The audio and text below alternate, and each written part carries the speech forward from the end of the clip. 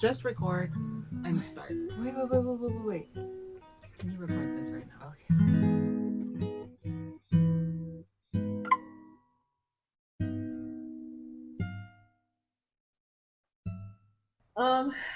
Kolo. Let's have so we are here talking to our cousin Michael Felipe, Kolo. And why don't you just introduce yourself and then we'll say Leah, because she knows the genealogy, or you probably know the genealogy of how we're related. Yeah. How are we related? So, first generation Tongan American. Yep. Youngest of, 5 boys, 1 little sister. Where were you born? 83.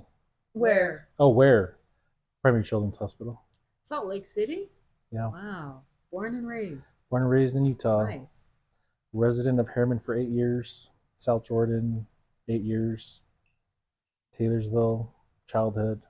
all Very that. cool. And the reason why we're interviewing Cole is because he is. We wanted to know someone's. We wanted to get an idea or a perspective of someone's first experience having attended Caucus night here in Utah, and our cousin, was one of those attendees. There was another cousin of ours who attended, and she could not make it today. Shout out to you, Joyce. We love and miss you. But we got to hear her story a little bit, and we're excited to hear about Kolo's. So, finishing up with the introduction, you're born and raised Salt Lake, and then living in Harriman. And living in Harriman, graduate from University of Utah. Number of children? 4 boys. You have 4 boys, no girls? No girls. Is that like a continuation of the Filipe? For the most part. Marky's got 3 girls, but everybody else has mostly boys. Wow. I think there's probably like 7 girls out of the 27 grandkids. Really? Yeah. Wow. So, but how we're related. Mm. So, my grandpa was Viliami Pasi. His dad was Sione Tongi Filipe Pasi, and he had a sister named Luisa. Yep. And then Luisa is your great grandmother. Yeah. And Luisa's son, Motulalo, who married Leah, was our grandpa's our first cousins. And our dads are best friends, are very, very close friends. Yeah. Even though they're cousins, they are super close. They're super close. Yeah. So yeah, we're for real cousins. For real cousins. They're like brothers. Yeah. Okay. So like Leah said, we just wanted to talk to Kolo about Caucus. Yeah. And we actually found out that you were going to Caucus at Grandpa Daniela's funeral, right? We were at the cemetery and we were talking, and you mentioned that you were in the same ward with Doug Fiafia, and Doug. And that you would be going to Caucus for the first time, and you had been attending the Caucus trainings. Is that right?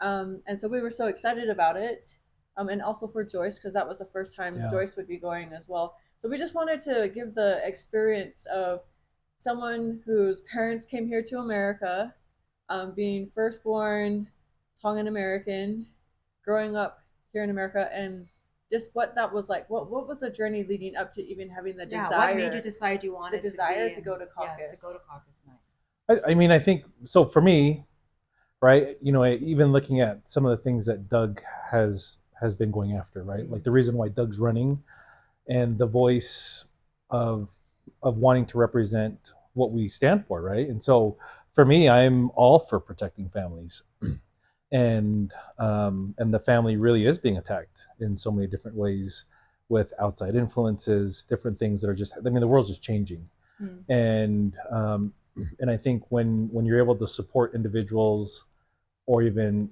showcase that you have a voice to help with policies or whatever it may be, I think that really helps showcase. But this was the first time for me that I've ever been involved in anything like this. But I was really excited about that. I mean, my dad has always been a strong conservative Republican, Fox News, all this other stuff, right? And so I grew up with a lot of that growing up. But for me, as I've gotten older, a lot of our values do align with what we really want to stand for and go after. So how did you hear about Caucus?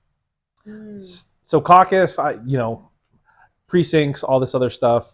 It was just something that was interesting to me based off of a close friend of mine, asking me to go in and take a look at what that's essentially going to look like. But for me, having an opportunity to have a voice and to be a part of a precinct and to see what that really looks like was just a good opportunity, right? And so you don't know what you don't know, and for me, it was a first, but it was pretty cool to be able to go there and just show some support. Were you like intimidated at all or nervous? I hear you had a speech. I want to hear. I mean, I want to hear just generally what you were gonna say in your speech. Yeah. But I also, do you know what a caucus night is? I mean, do you know what caucus is, T? Yes. Oh, so do you want to explain caucus? Here in Utah, at least. So, caucus is an evening where, and it's typically every 2 years. I don't know if you caucus on the uneven years, but you caucus, it's a gathering of people within your neighborhood or precinct, and your precinct has been already been delineated. Yep. So everybody is, whether you know this or not, or want to be a part of that precinct or not, you are, wherever you're living has already been divided into specific precincts. And for caucus, your precinct will gather at caucus, and all of you and your neighbors within that precinct will then elect and vote on individuals who will go on to represent that precinct at county convention or state convention in behalf of the precinct, and they'll cast a vote for their neighbors. And the time between caucus and convention, what are they doing? So the time between caucus and convention is county delegates, state delegates will be going to meet the candidates. So when you say meet the candidates, the actual candidate, not just the seeing actual, it on TV or anything. The actual candidates. So, and there will be different organizations within the community, and it could be the parties, the Republican Party, the Democratic Party, the Independent Party. They will host meet the candidates or town hall meetings for these delegates to go to and attend and vet the candidates. And then the ideal way of how caucus and convention works is that then those delegates will go back to their precincts and give that information to their precinct. This is what I return and report. These are our thoughts on these candidates. What are your thoughts? Because eventually, not eventually, they will eventually go to convention to then cast the ballot in behalf of their neighbors within the precinct.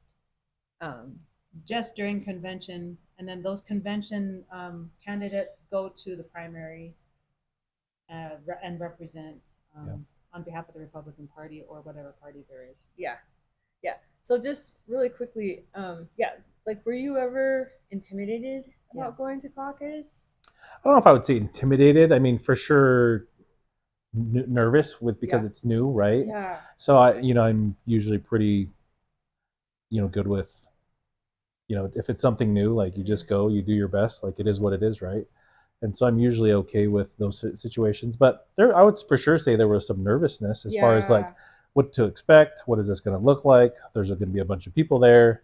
And so, when my first thing was like, I'm pulling up in the high school and there's just cars everywhere and there's people everywhere. Signs everywhere. And so I'm like, okay, this is probably a lot bigger than I thought, right? So then I get in the high school and then there's just people everywhere.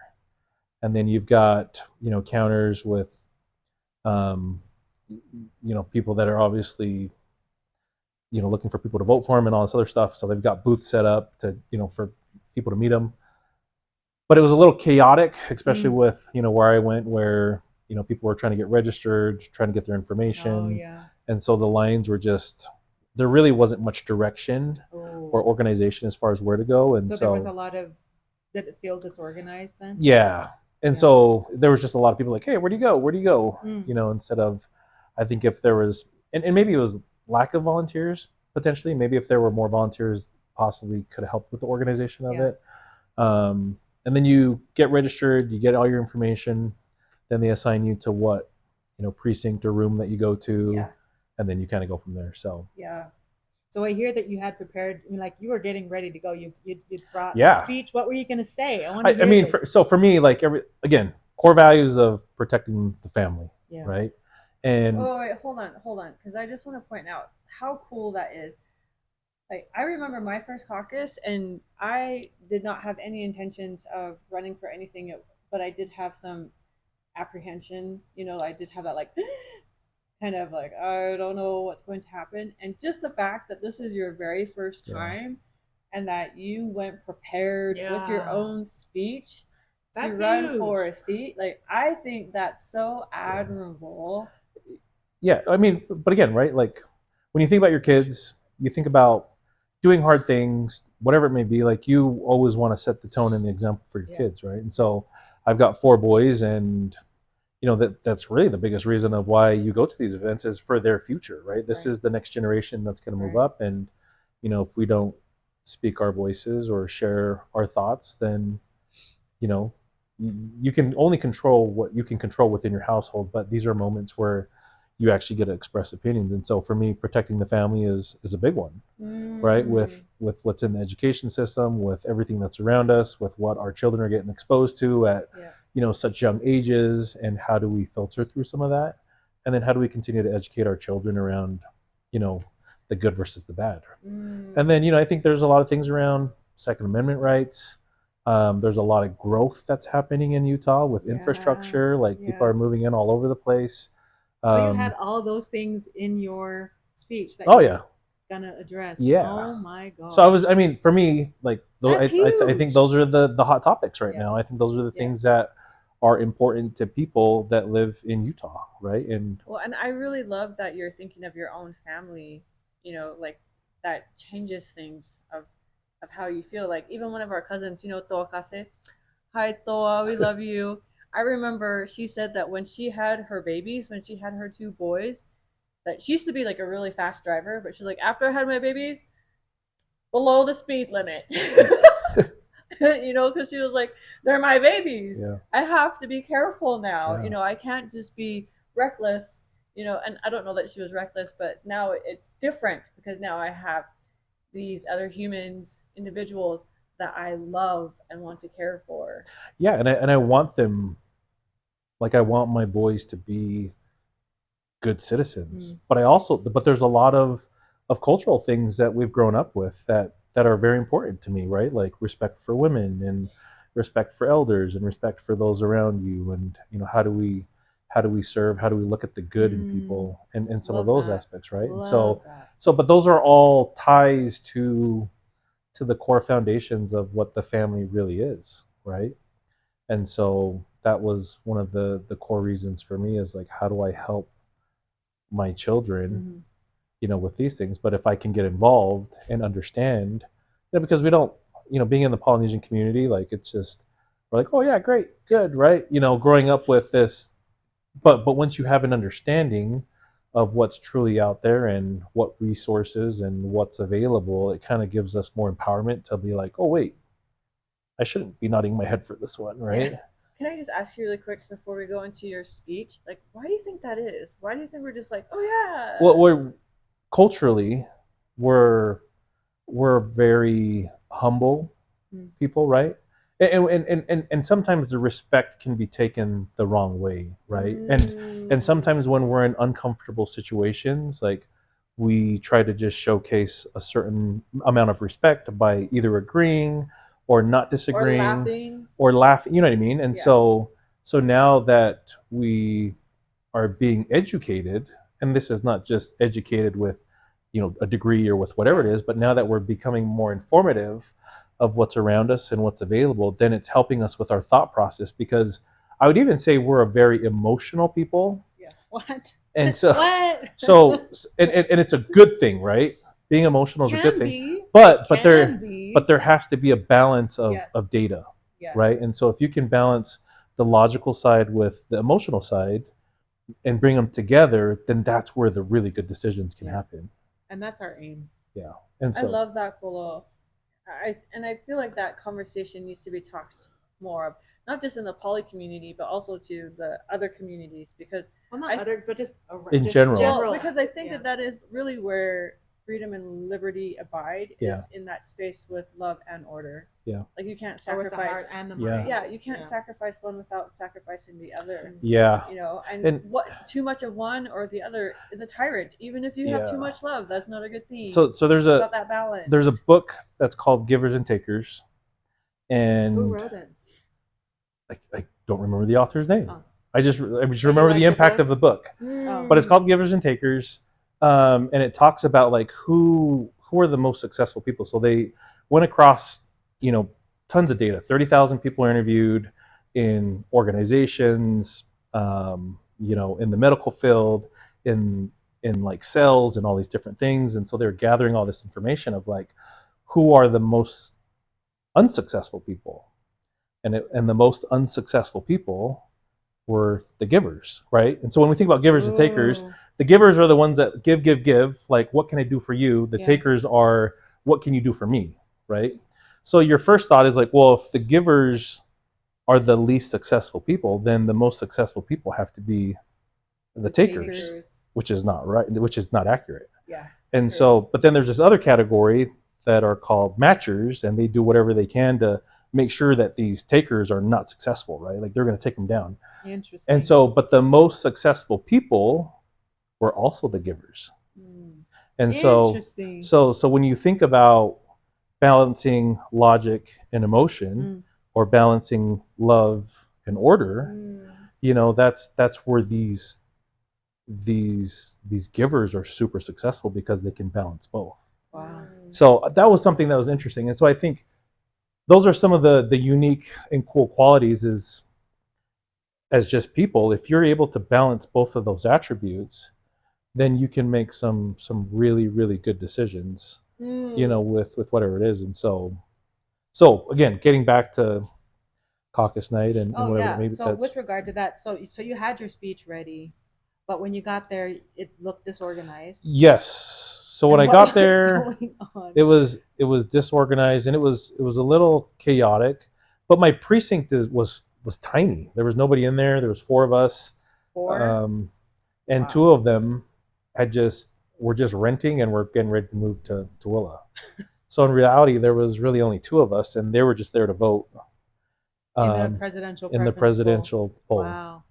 And so they left, so it just left the 2 of us, and we're just like, well, we'll just do whatever is Did necessary. you guys have a precinct chair running it for you, or is it just the 2 of you? It was just the 2 of us, and then somebody else came in and subbed for the precinct chair. Oh my goodness. So it was like 45 minutes late, and so we were thrown off because the 3 classrooms around us, their precincts had 50 plus people in them, and here we are. And so when I went back and I actually looked at like my precinct of like where, so it's literally just my neighborhood, and then there's a chapel, and then there's all these rental properties. Oh. So to me, it kind of made sense, possibly why, you know, when you've got people that are only going to be living there for a year or so, you know, it makes sense why they wouldn't show up. But I was kind of more transitional. Yeah. But my neighborhood, I mean, there's still a good 100 houses right there that, you know, could have came out to caucus night. What did you think about that when you didn't see that many showing up? I was relieved. That was one side of it. No, because I'm like, all right, cool. I don't have to like, you know, go up against or anybody or do any of these other things or whatever it may be. But it was also disappointing at the same time. Why was it disappointing? Because like this is your chance to be here to vote, to, you know what I mean? Yeah. To express your opinion, but like 4 was pretty sad. Oh yeah. Realistically 2. Yeah. So do you think, just in your view, just by what you saw, do you think that people are interested in voting? It's hard to say. You know, I don't. What's the general feel of your own neighborhood? What do you think? Do you think that there is a general interest? I mean, based off of what I saw, probably not. Do you think that maybe there's a lack of interest, or maybe just a lack of understanding and lack of knowledge? I really think that's what it is. Because, you know, when I think about this being my first caucus meeting going to, I think the more informed, and I just don't know if people understand the power that they can have. Mm-hmm. You know what I mean? And I think that's the disconnect. Is there just a lack of understanding and a lack of knowledge, and then in their minds? Do you think there was a lack of care? Sure. I mean, like on the leadership that was supposed to be taking care of all of this. Do you think that there was a lack of care or concern? Well, because one of the things that we've noticed is that there are precinct chairs who will move out. So you talk about transitional in some of our areas. There are I Yeah. mean, it's always transitioning. So there's a potential for someone to always be moving out. But and who knows? Maybe this previous precinct chair was living in those rental properties, right? Oh yeah. So it's possible. and a lot of people, and I mean, you know what I mean, people that have been residents for Harriman for a long time have some pretty dang equity on their homes and are selling and moving to other areas, right? Just like this couple that was there with us. They had lived in Harriman for 15 plus years and had just bought 5 acres in Tooele, and Yeah. so They just don't like the busyness and they want to go Yeah. somewhere where I get that. But I have a question though, because is it really that, well, because we've talked about this a lot about the apathy and people not participating, but I don't think that that's real. And meaning that, like, liberty, everybody wants liberty. Everyone, even if you don't, like, even if you're not intentional about it, even if you're not actively like trying to preserve it, everybody wants it. Because why? Because it allows for individual choice.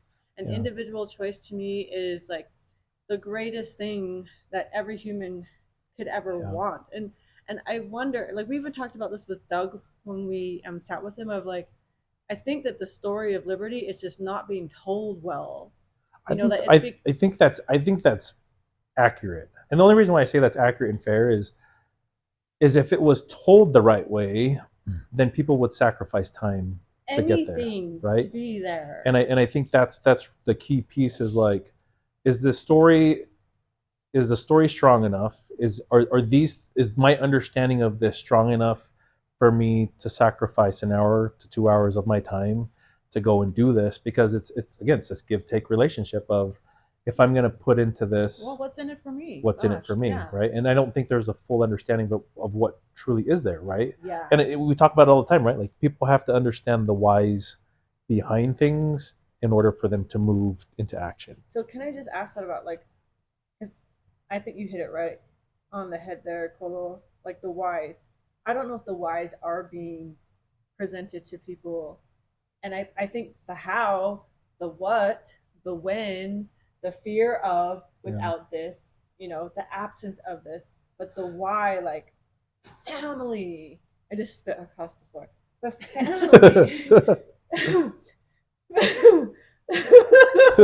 But the family, yes. Yeah. Family, and just that there's just something, like what we were talking about, like what I mentioned at Grandpa's funeral. There has to be something powerful enough to keep gathering us as family after our grandpas pass away, after our parents pass away, because then it's our generation, and what are we going to offer the younger generations to continue to gather, except for family?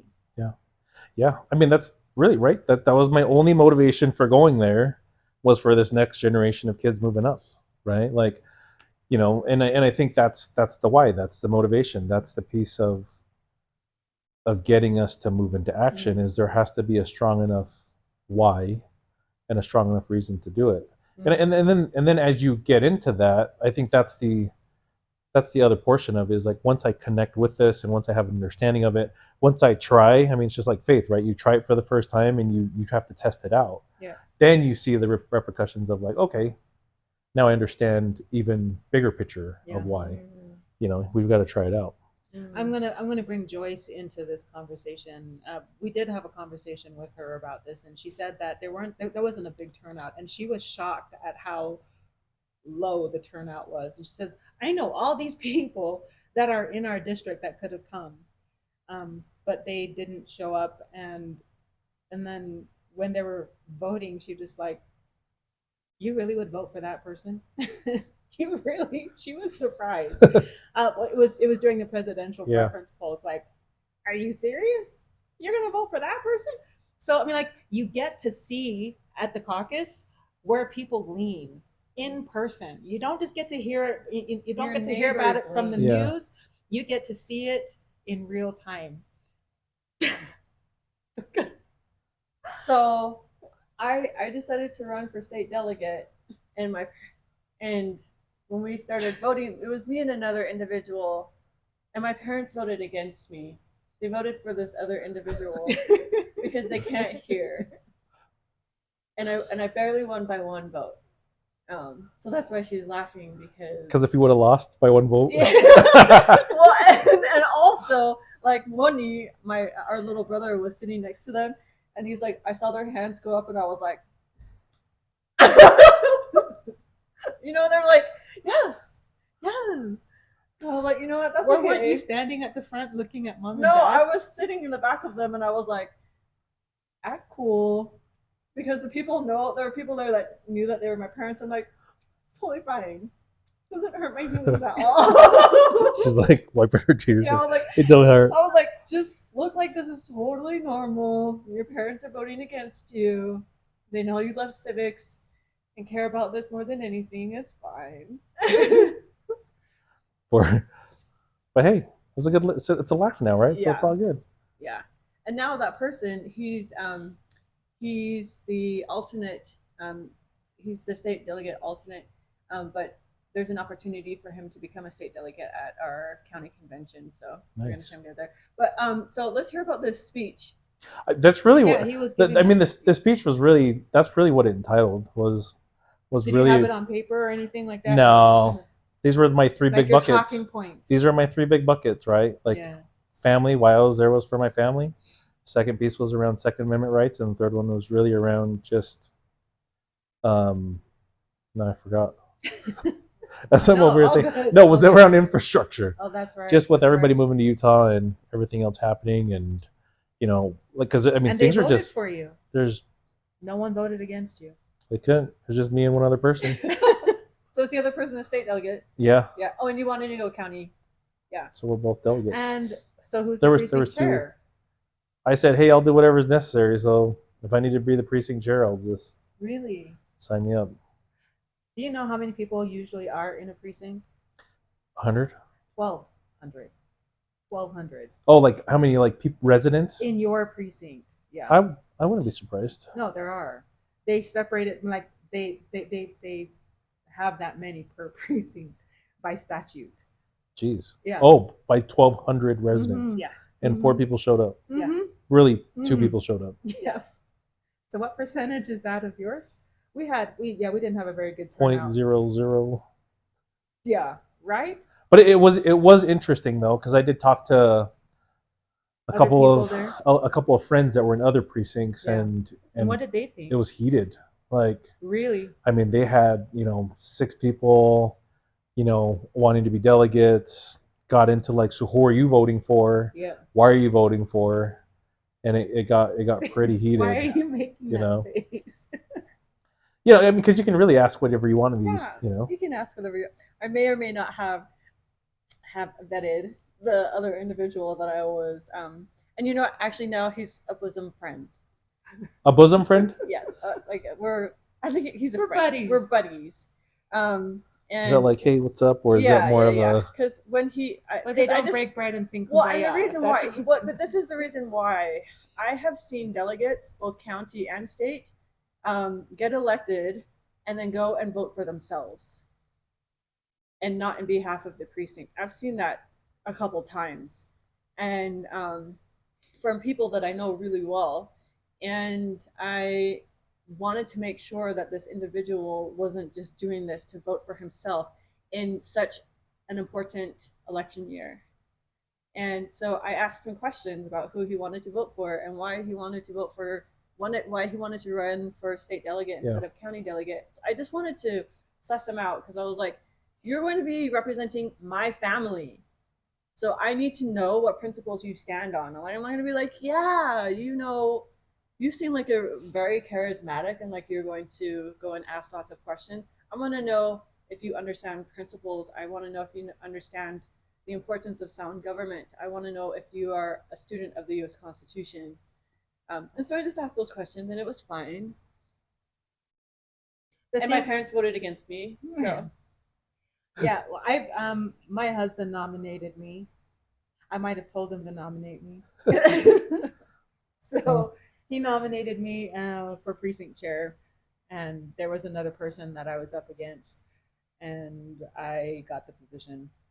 So I currently serve as a precinct chair. So I'm both a state Is it and a worth it? county delegate. Huh? Is it, how much work is it? And It's a lot of work. That night was busy. Well, I'm not just a precinct chair. I am currently serving for our legislative district as the vice chair. And so that night, our house chair, our legislative district chair was in DC. He was at work. And so I was in charge of gathering all the precincts ballots, their registration forms, everything, and having to turn it back into the headquarters out in Orem. And we got there, and I thought, oh, cool, I'm just going to go drop it off, and and that's fine. No, we had to go drop it there. We had to go there and separate all the things to put them in their proper. but you bring up you bring up an interesting point of just having the right people in the right places, right? When I think about organizations, when I think about work, when I think about team environments, all these different things, like we really need good people in positions that are giving good effort, right? Yeah. Like good effort. We get busy with our lives and there's a lot of different things that happen, but when I think about teams that are most successful, when I think about work, when you've got successful teams at work, like you have to have the right people. And if you have the right people with the right intentions, with the right expectations, with the right amount of work ethic, like that's what helps move the needle with a lot of these different things, right? And so I know for you, like you've been working super hard, but you've just been providing such good effort in doing your best, and this is what helps these communities, I have done right? a better job? I know I could have done a better job. I didn't do. I mean, like we had about 40 something people show up out of the 1,200. Whose fault is it that more people didn't show up? I will take responsibility for that because I didn't go and let more people know. But is that the job of the precinct chair? Well, just to do Is everything to that drive you can awareness, to get everybody get, to you go door to to door. bring involvement, and that's not something that happens often, because more often than not, it's more the title that's the I'm the precinct chair. You know what I mean? That's not. It's work. It's not just a title. But that's with So- most. I mean, if you're givers and If we're being takers, honest givers and about those takers, things. right? Right. But with a lot of these titles and a lot of these roles, it requires us part of this servant leadership of Yeah. And I giving back. really want to do a better job. I want to have a better turnout to the Yeah. next one than I had this time. Well, no, just really quickly, servant leadership. Man, where is that? Like, where did that go? Thank you. That is also, for me, something that we don't talk about near enough. And I think for years, especially being in a Republican state, I think that they've become very comfortable, and just kind of like, this is how things are here and how they've been done. And they have just banked on, this is how things are done and it's always going to be done like that. But what's not being passed down is the why. What's being passed down is our ancestors came here and, awesome. But where's the mana? Where's the spirit of it? We're hearing these stories, but these stories are almost sounding like a recording, on loop, versus like, where's that connection? Where's the neighbor connection? Where is the Kolo going out for the first time prepared with a speech, even if there are only two people there? There's a reason why you did that, and I just, my hope, even with these discussions and even outside of a podcast, is just to like find that where did that go? It's here. Is it dormant? Is it hibernating? Are people just like saving it for a special time to be like, oh, here we are now, and we're ready to go? And I don't know how to call that out of people without also calling them out. Like, where were you? Yeah. That's what I feel like saying to people. Where were you? Why didn't you show up? Yeah. I need you. We need you. Because it's about family. It's about cousins. It's But about it's, I mean, like for me, neighbors. and I don't want to say that it's more than family, but when we don't all get involved, we're all poorer for it. We're not any better off because we only have the same people doing the same things over and Yeah. over again. There's no difference. There's no heated discussion. There's no dimension to the understanding. It's just going to stay at the Yeah. surfacey level, which is so boring. It's Yeah. Go ahead. No, I was just thinking of STP, same 10 people. Yeah, the Mm, same Right, 10 people. and it happens in organizations across, right, not only just at church but in certain organizations where people have this drive of just excelling and wanting to do good, and so So how do how do we you help? improve on that? How do you get how do you to me it's similar to ministering. It's 100%. It is it It's requires a yeah, ministering. there's a piece of connection, and Yeah. then there's a piece of driving the whys, right, like Yeah. that's the only, like, we can, it's again, like, I keep going back between this emotional logical. A lot of these things don't make sense logically. That's why I don't do it. But once it makes sense to me emotionally, that's when I do it. Do you know what I mean? mm. And I Oh, think that's the piece. It's when it makes really, sense it's the emotionally. why, right? It's the why emotionally that makes me drive to do these things. Yeah. That's why we get so passionate about Yeah. these things, is because it's emotional. Well, and that makes sense to me because to me the why is born in the heart. Yeah, The logic will help you to achieve it, but that's where yeah, it's earth. yeah. But it's interesting because you need both. You can't live without the brain. You can't live without the heart, right? Hmm. And when they're working in unison, that's when you're moving. Yeah. Do you know what I mean? How do you bring that? Do you think you going to caucus was like them coming to unison? Because I feel, Kolo, like you've been in unison for some time now. Like, what? How do you bring those two together? To be like, oh, this is actually what I really want, and actually what everybody really wants if they sit down and think about it enough. And this is how we're going to do it. Like, Well, for me, it's just because I've been more of a gut instinct, faith type of person. Like, my wife used to give me feedback all the time of, like, just make a decision, right? Like, hurry up, like, where are we gonna go? I'm like, I don't know. Yeah. And so through time, it's like taking practice to be like, that just makes sense. Yeah. Boom. And then there are times where people are just so logically minded with so many different things that they're just moving just off of strictly data. But you literally have to go with both in because order you're gonna to, burn out. yeah, because you have to do what's right for people, because, like, you can look at anything and be like, like, an example would be the company that I work for, right? They're offering, free education to a Power 5 school, Arizona State University, and the investors are looking at him and I'm like, why would you do that? That makes no sense financially, right? But it's just like, but it's the right thing to do. Oh. Emotionally, it's the right thing to do. And so by making these right decisions, people are more invested. It's committed versus compliance, right? Like, they're Ooh, committed. love Yeah. They're that. committed to what Yeah. we're doing because it's right, Yeah. instead I of love that. like doing out of compliance and fear of, like, well, Hmm. And that Ooh, really is question.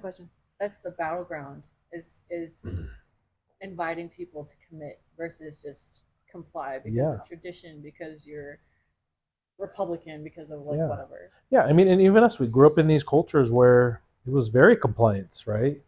Like, my way or the highway. You respect your elders. It's your parents. That's it. But with, as we continue to get older, it's like it has to be both. Like, the way that I raise my children, I ask them a lot of questions. I want them to be involved. I want them to understand the whys behind why we go to church, or why we believe in a God, or why we do these different things. Because you can't just, you're going to church, or I'm pulling out the belt, right? But when you can get your kids committed in the long run, you know that why will always be there, Yeah. regardless. Now it works both ways, right? I'm not going to say, but I would say the longer term solution is both. I think that's a really hard thing to do because you're playing the long game when you do that. It's not one of those. I mean, like to to teach the why, to to begin with the why, right? Yeah, To go there is would require no force, no Yeah. no bullying, no manipulating, no Yeah. anything of that. It is purely inspirational. You're trying to show them by example and Yeah. inspiring them. And And and that is a long game yeah. to play. But there for sure has to be a balance of both. Yeah. Yeah. You know, it's not like we're just going to explain the whys all day, right? Like Yeah. there has to be a level setting of expectations Yeah. for your kids. It's not like, hey, why do we do that? Why do we do that? But Yeah. there are moments where it's just like, no, we don't do that. Well, and that makes sense to me because liberty is the long game, and Oh, I like that. and because each generation has to be invited into it. It's not just like, oh, genetics, DNA, yes, liberty, let's fight for her. Yeah. Every generation is offered liberty and whether or not they want to perpetuate Yeah. and preserve I her. don't know that liberty is offered. I think the opportunity to take liberty Yes. is offered. It's up to us to choose whether or not we want that, right? When I will say with each generation, it becomes more distracted. It becomes more, it's not as The clear. why becomes lost. I think it's Yeah. really easy for that to get lost. Yeah, and I think it's easy to just get washed up in everything Yeah. else. Agreed. And the why is gone. Yeah. So I have another question for Wait, you. hold on. That just makes me sad hearing that the why is gone. You know, like Yeah. I've seen. I don't know that I really know what that looks like, but I do. But even hearing that makes me really sad. I would say the why is diminishing. I wouldn't say the why is gone. I would say, but that's where we have people who have, it's like this flame. There's people with the flame that are continuing to light other people's flames, right? This light.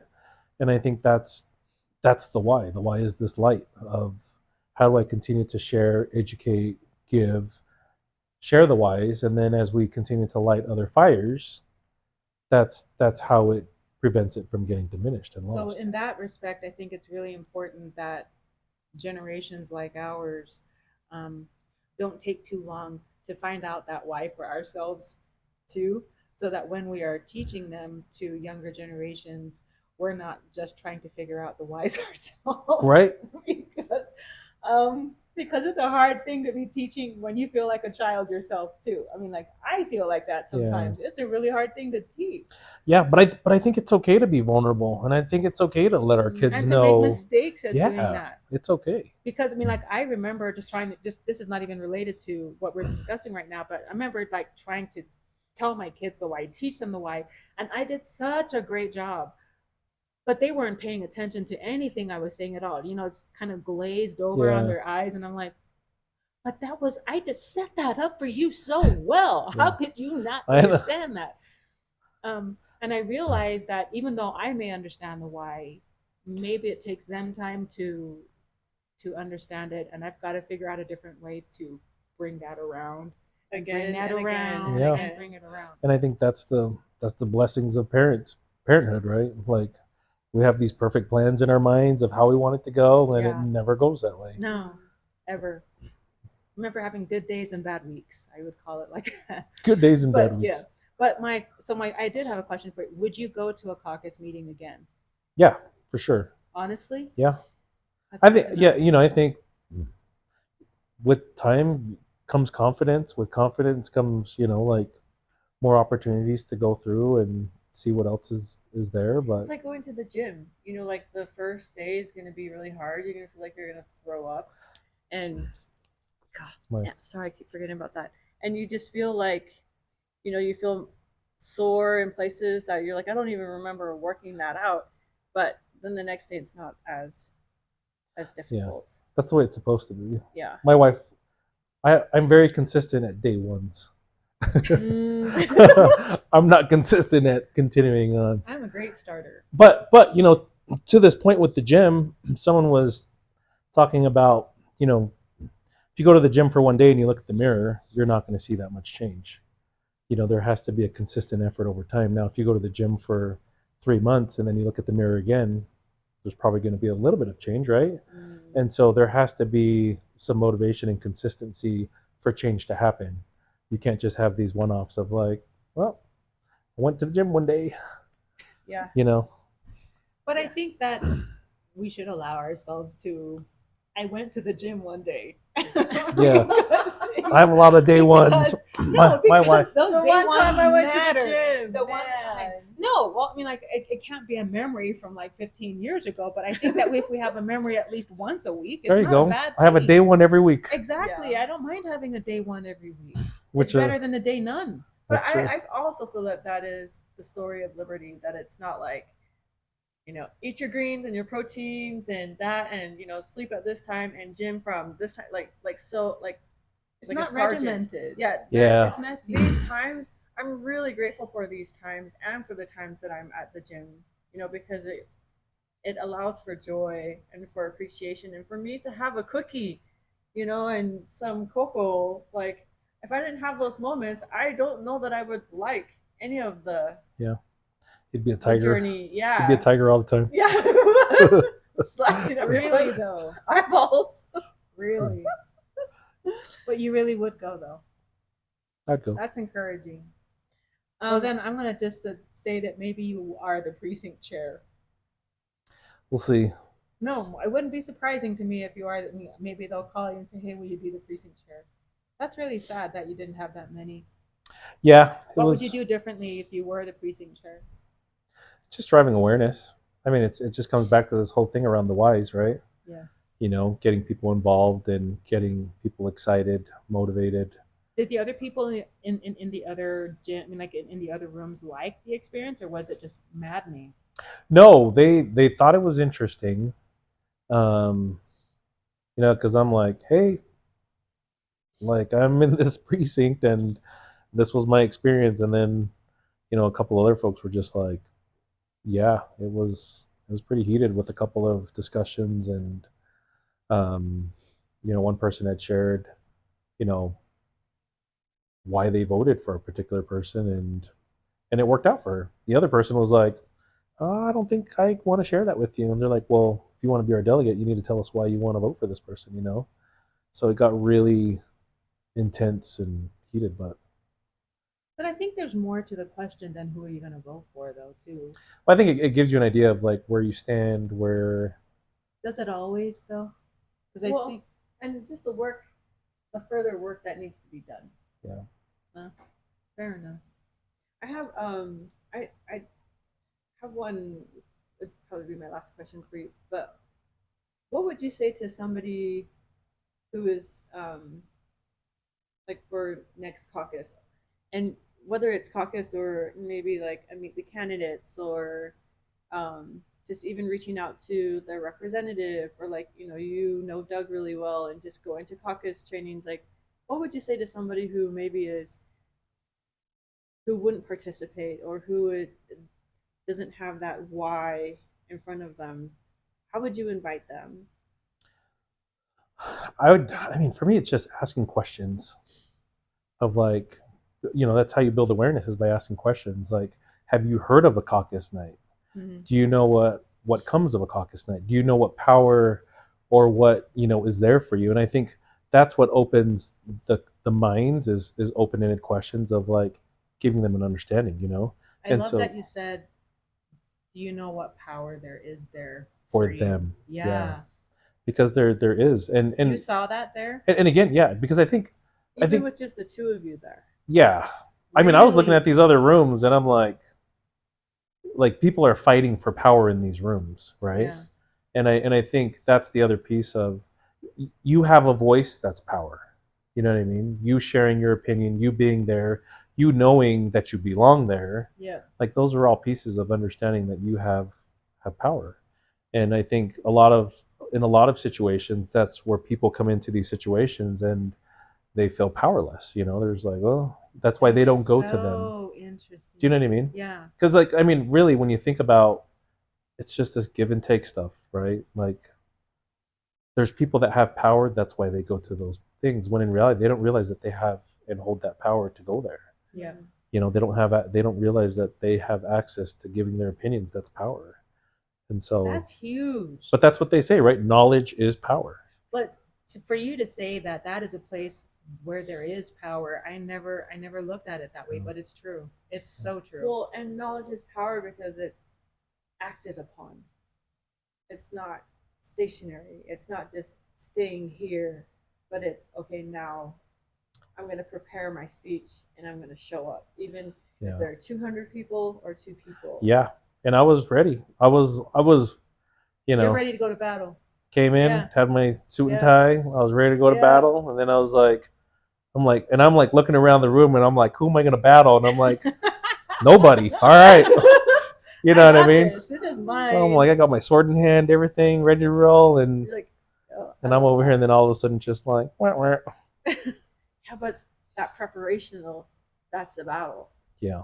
You know. Yeah. And I was ready, you know, ask me a Yeah. question. I'll do my best to answer it. I'll do whatever is necessary. We're right? really proud of you for having gone. We're so proud of you for having gone. And we're also proud of you, Joyce, for having gone as well. And kudos to you for getting involved. When I saw her stories about who she had picked in her poll, and she, I mean, like, and even her commentaries, like, so where, where are y'all at?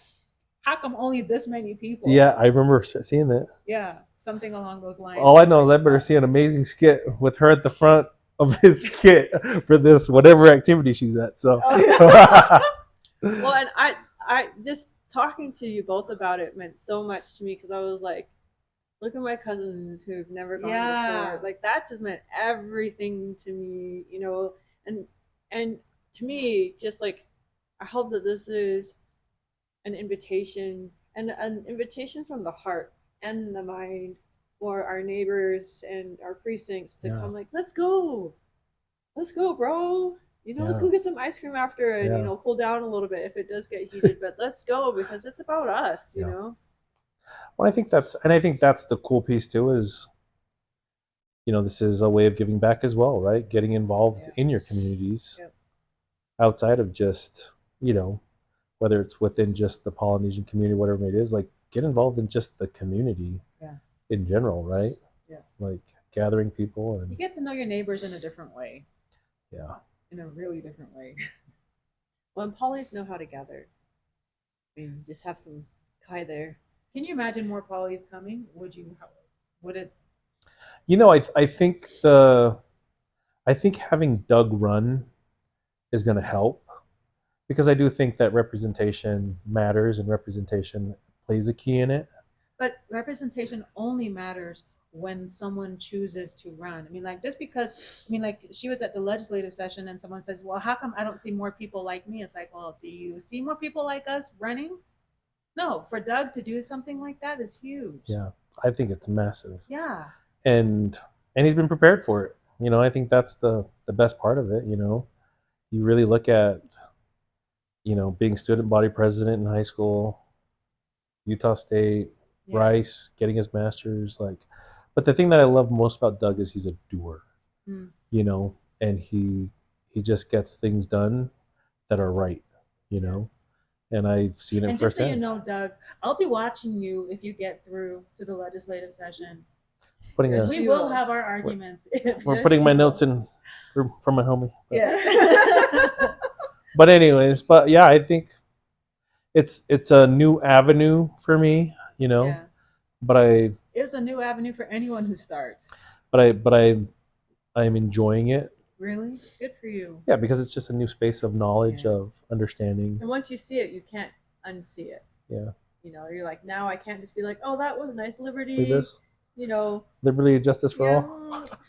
Over it. Gonna go back and do it. Yeah, it's really because it becomes the thing. Yeah. Well, thank you. Oh, go ahead. No, thank you. Final thoughts. Any words of advice that you'd give to anyone who's wanting to do caucus, or to any of our, like to any Polynesians, or just anyone in general here in Utah, if you have anything to say about caucus. How about it, Kolo? Knowledge is power. That's all I'm going to say. Knowledge is power. Like, you have knowledge and you have power, especially in these caucuses. Like, you know, you just have a voice. You know, I think that's the important piece. And you know, I think for me, growing up in Utah as a first-generation Tongan American, right? Like, I'd go to school and people would be like, I see this brown Tongan boy. Then I'd get these cousins that would come to the islands and be like, I see this white Tongan boy, you know? And so there was a little bit of identity challenge of trying to figure out who I was, right? And I think that was a lot of us in that generation when gangs and all these different things. But now that we're starting to figure things out and we've adapted well, we have knowledge. Yeah. And we're faithful people too, right? And so we have knowledge and faith, like this emotional intelligence combined with logical intelligence is powerful. Yeah. And when we bring them to these meetings and to these other things, like it can be powerful. Agree. This is a different spirit about it. Yeah. At least that's my hope. Yeah, because the intentions are good. The intentions are good. The love in the heart is good. Like, you know what I mean? Yeah. But I can get like things are gonna get emotional. There's gonna be debates. There's gonna be things that don't make sense. But those are good challenges. That's all part of what makes. That's how we grow. Yeah. I love that we don't always see things eye to eye with everybody. Yeah. Because it gives us an opportunity to add dimension to our understanding. Yeah. It really does add dimension to that. So I'm really thankful for that. Thank you so much for your time, Kolo. Thanks, For your patience with us. Today was awesome. Really appreciate it. Kolo. Thanks for being patient with us. We went the wrong way to Chick-fil-A and we got to see some cousins. It was meant to be. Never again. Never again. See if Lieta and Romy are watching, be like, hey, we saw you guys at Chick-fil-A. We were going the wrong way. I know, and you did not get mad or honk your horn at me, so thank you, cuz. Lieta had the biggest smile. She's like, awesome. Everyone's just happy to see you, Kolo. Thank you so much for your time. Love you guys. Thank you. And we love you and see you. Ka kite ano, o falahi atu. Ka kite ano, o falahi atu.